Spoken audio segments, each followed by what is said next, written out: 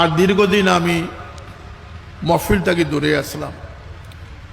আসলাম। আমি কোনো ডরাইয়া বাগানও আসলাম না। একটা আমার বিরুদ্ধে লেখছেন আমি ও ইন্ডিয়ার যাইয়ার গিয়া তে আমি আত্মগোপনে আছি। ইতালে এখন মিশা মাত্রার দুনিয়াতে শুনি জুড়ে বড় নাউজুবিল্লাহ। হাজার হাজার মানুষ খানেকাত আইছেন। আমরা দুই চার কথা কইছি, আপনারা দেখছেন না নি আমরা খেদমত যতটুকু আঞ্জাম দিবার দিছি।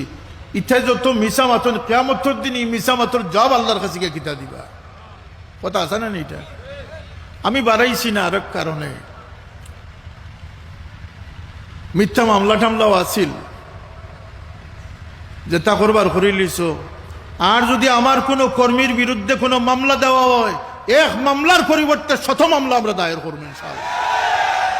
আর দেখে আসলে কোন মারফতে আমরা উপরে মামলা করে। একটা মিনিট পয়সা হয়েছে আমার শেষ কথা। চার দনা পয়সা আমার শেষ কথা।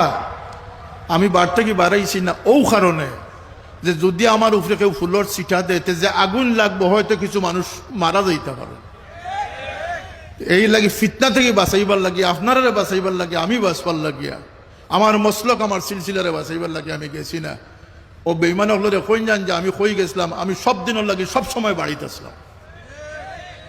আল্লাহ সবরে হেফাজত করুকা।